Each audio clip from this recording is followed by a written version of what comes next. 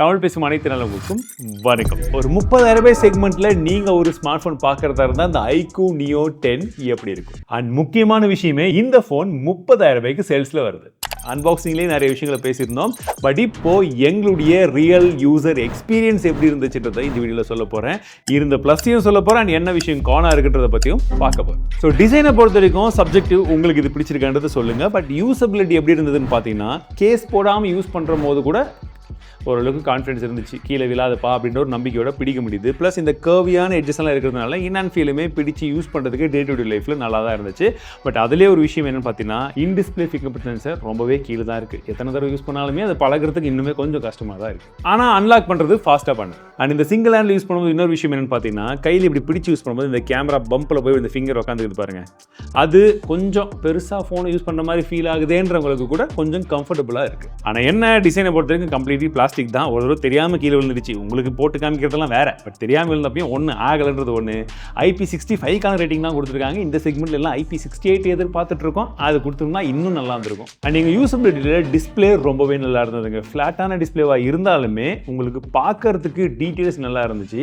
Specially brightness இண்டோரில் எப்படியும் பிரச்சனை இருக்காது உங்களுக்கே தெரியும். பட் அவுட்டோர்லையுமே பார்த்தீங்கன்னா ரீசெண்ட் டைம்ஸில் நாங்கள் டெஸ்ட் பண்ணதிலே இந்த டிஸ்பிளேவுடைய brightness one of the best அப்படின்னு சொல்லலாம். நாங்கள் யூஸ் பண்ணும்போது இன்னொரு விஷயம் என்னன்னு பார்த்தீங்கன்னா அந்த பிரைட்னஸ் நீங்கள் லோவில் வச்சிங்கன்னா மற்ற ஃபோனில் லோலேயே வச்சா கூட பிரைட்னஸ் கொஞ்சம் இருக்கும், கொஞ்சம் யூஸ் பண்ணும்போது கண் எரியும். பட் இதில் நல்லாவே லோ போகுது. ஸோ உங்களுக்கு யூஸ் பண்ணும்போது அந்த பிரச்சனை இல்லை. ப்ளஸ் PW டிமிங்கும் ஹையஸ்ட்டாக கொடுத்துருக்கிறதுனால அதுவுமே ஓரளவுக்கு நைட் டைம் ஃபோன் அதிகமாக யூஸ் பண்ணுறவங்களுக்கு நல்ல ஒரு ஆப்ஷனாக இருக்கும். ஸோ வீடியோவாக பார்த்து படங்கள்லாம் பார்க்கும்போது எப்படி இருந்துன்னு கேட்டிங்கன்னா HDRல வந்து சூப்பராகவே இருந்துச்சு. கலர்ஸ் வியூவிங் ஆங்கிள்ஸ்லாம் நல்லா இருந்துச்சு. பட் நார்மல் வீடியோ பார்க்கும் போது அதில் மட்டும் கொஞ்சமாக சேச்சுரேஷன் அதிகமாக இருக்க மாதிரி ஃபீல் ஆச்சு. அண்ட் சவுண்ட் குவாலிட்டி எப்படி இருக்குன்னு கேட்டிங்கன்னா அந்த டிஸ்பிளேல 144 ஹெர்ட்ஸ் சொல்லவே இல்லை. சொல்கிறேன் காலம் வரும்போது சொல்கிறேன். சவுண்ட் குவாலிட்டியை பொறுத்த வரைக்கும் டியூவல் ஸ்டீரியோ ஸ்பீக்கர் கொடுத்துருக்காங்க. ஆடியோ நல்லா லவுடாக இருக்குது, பேஸ் கொஞ்சம் கம்மியாக தான் இருக்கும். பட் கிளாரிட்டி நல்லா இருந்தது. ஆனால் இன்னொரு விஷயம் என்னென்னா நீங்கள் 200 போய்க்கலாம், 300 போய்க்கலாம். 300ல் போனீங்கன்னா பிரித்து தள்ளுது. சவுண்டு செம லவுடாக இருக்குது, ட்ரபிள் ஜாஸ்தியாக தான் இருக்கும். ஸோ நான் அதை ப்ரிஃபர் பண்ணுறதோட 100-100க்குள்ளே வைக்கும் போது தான் நமக்கு பெஸ்ட்டாக இருக்குது. 144 பர்ஃபார்மன்ஸ்க்கு இதில் Snapdragon 8s Gen 4 கொடுத்துருந்தாங்க. நம்ம அன்பாக்சிங் பண்ணும்போது 2 மில்லியன் கிட்ட ஸ்கோர் வந்துருது. அதுக்கப்புறமா ஒரு அப்டேட் வரும்போது பார்த்தீங்கன்னா ஸ்கோர் இன்னும் கொஞ்சம் கம்மியாக இருந்தது. அண்ட் மறுபடியும் இப்போ ஒரு அப்டேட் வந்தது. அதில் பார்த்தீங்கன்னா திரும்ப 2 மில்லியனுக்கான ஸ்கோர் வந்துருச்சு. CPU த்ராட்லிங்காக இருக்கட்டும், 3D எக்ஸ்ட்ரீம் டெஸ்டாக இருக்கட்டும், இது எல்லாத்துலேயுமே திரும்பவும் நல்ல ஸ்கோரே வந்துருச்சு. அதுதான் நல்லா வந்துருச்சு இல்லை 144. அதை பற்றி பேசுங்க. ஆனால் சொல்கிறேன்டா, சரி விடுங்க, நானே பேசுகிறேன். இவன் தான் கேம் விளாட்னா அதான் அவனுக்கு சொல்கிறேன். அந்த ப்ரோ கேமர் டெக்ஸ்ட் இப்போ கேமிங் வேணும்னா ஆமலே 144 ஹெர்ட்ஸ் செட் பண்ணிடணும். செட் பண்ணிவிட்டு இதில் அவுட் ஆஃப் த பாக்ஸில் 120 FPS கேமிங்கே வந்துச்சா. 120 FPSல BGMI தான் மோஸ்ட்லி விளையாடினேன். BGMIயில் கேம் பிளே வந்து ஆக்சுவலாக ஸ்மூத்தாகவே இருக்குது. அண்ட் டச் ரெஸ்பான்ஸ்லாம் நல்லா இருந்தது. ப்ளஸ் இவங்க அந்த ஃப்ரேம் இன்டர்பிரேஷன் 144 ஹெர்ட்ஸ் 144 FPSலேயும் கேம் விளாட சொல்லியிருந்தாங்க. அதை ஆன் பண்ணும்போது என்னதுன்னா இன்னும் கொஞ்சம் ஸ்மூத்தாக இருக்குது. அந்த மோஷன்லாம் கொஞ்சம் ஸ்மூத்தாக பண்ணி சப்போர்ட் வருது. 144 ஹெர்ட்ஸ் வருது, 144 FPSக்கான சப்போர்ட் வருது. ஆமாம், 144 அவங்க ஆன் பண்ணிட்டா ஸ்டேபிளாக வரும். ஸ்டேபிள் 144 FPSன்னு சொல்லியிருந்தாங்க. அண்ட் இப்போ இதுவே வந்து ஜென்ஷன் இம்பாக்ட்லாம் விளையாடும் போது பார்த்தீங்கன்னா ஹையஸ்ட் கிராஃபிக்ஸ் செட்டிங்கில் வச்சு விளையாடினா அந்த இடத்துல கண்டிப்பாக ஹீட்டிங் கொஞ்சம் நோட்டீஸ் ஆகும்.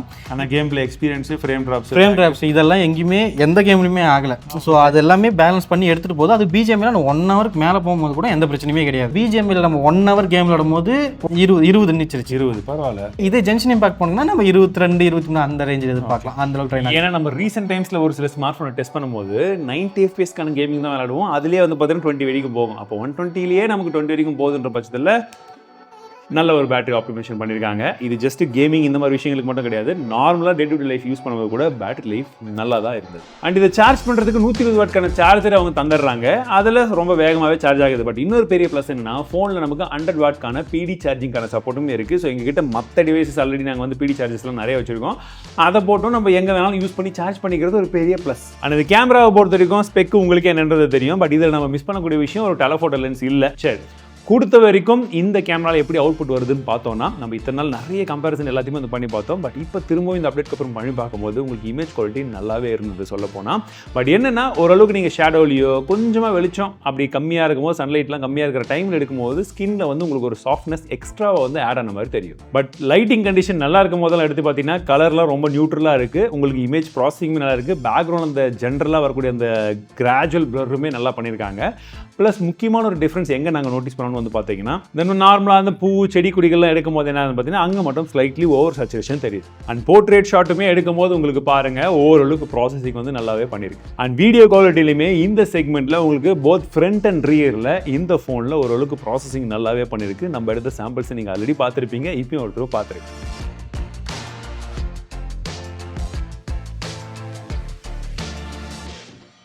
Fun Touch OS கொடுத்துருக்காங்க Android 15 மேலே. ஸோ யூஐயை பொறுத்த வரைக்கும் முன்ன இருந்ததை விட இப்போ ஒரு நல்ல இம்ப்ரூவ்மெண்ட் வந்து பண்ணியிருக்காங்க. ஓரளவுக்கு நல்லாவே ஸ்னாப்பியாக இருக்குன்னு சொல்லலாம். ஓரளவுக்கு ப்ளோட்வேர்ஸும் இருக்குது, வேணான்றதை நம்ம தான் தூக்கிக்கணும். 3 OS அப்டேட் 4 வருஷத்துக்கான செக்யூரிட்டி பிட் தரதா சொல்லியிருந்தாங்க. அண்ட் ஏஐ ஃபீச்சர்ஸ்னு பார்க்கும்போது நம்ம தொற்று பார்த்த பல விதமான ஏஐ ஃபீச்சர்ஸ் இதுலேயுமே இருக்குது. Live cut out, AI race, image expander, live text, call translate இதெல்லாம் நல்லாவே ஒர்க் ஆகுது. சர்க்கிள் டு சர்ச், ஜெமினி இதுவுமே இருக்குது, நல்லா ஒர்க் ஆகுது. அண்ட் நம்ம எடுத்த ஃபோட்டோஸ் எல்லாமே சைஸ் அதிகமாக இருக்கும். ஒரு சில டைமில் எங்கேயாச்சும் அப்லோட் பண்ணும்போது இன்னும் கொஞ்சம் சைஸ் கம்மி பண்ணணும்னா அதுக்கு தேர்ட் பார்ட்டி ஆப்போ வெப்சைட் யூஸ் பண்ணுவோம். இதில் அது தேவை கிடையாது. கேலரியிலேயே உங்களுக்கு ரெசல்யூஷன் கம்மி பண்ணுறது மூலியமாகவே உங்களுடைய சைஸும் என்ன வருதுன்றது நீங்கள் அங்கேயே பார்த்துக்கலாம். ஏதாச்சும் எமர்ஜென்சி சுச்சுவேஷனில் அதுவுமே யூஸ்ஃபுல்லாக இருக்கும். ஸோ கனெக்டிவிட்டி மற்றும் கால் குவாலிட்டி எப்படி இருந்துச்சுன்னு பார்த்தீங்கன்னா நாங்கள் ஜியோ 5G போட்டு டெஸ்ட் பண்ணி பார்த்தோம். 5G ஸ்பீடும் நல்லா இருந்தது. ப்ளஸ் நாங்கள் ஒருவேளை 5G யூஸ் பண்ணாமல் Wi-Fi யூஸ் பண்ணுவோம். Wi-Fi 7 இருந்துச்சு, அதுவுமே ஸ்பீட் நல்லாவே இருந்தது. ஓகேங்களா? ஸோ மெயினாக கால் குவாலிட்டி எப்படி இருந்துச்சுன்னா கால் குவாலிட்டி நல்லா இருந்துச்சு. இயர்பீஸ் வீடியோ குவாலிட்டியுமே நல்லா இருந்தது. அண்ட் என்னன்னா ப்ளூடூத் 5.4 தான் கொடுத்துருக்காங்க. யூஎஸ்பி பொறுத்த வரைக்கும் 2.0 தான் இருக்கு. அண்ட் இந்த முக்கியமான விஷயத்தை நோட் பண்ணிக்கோங்க.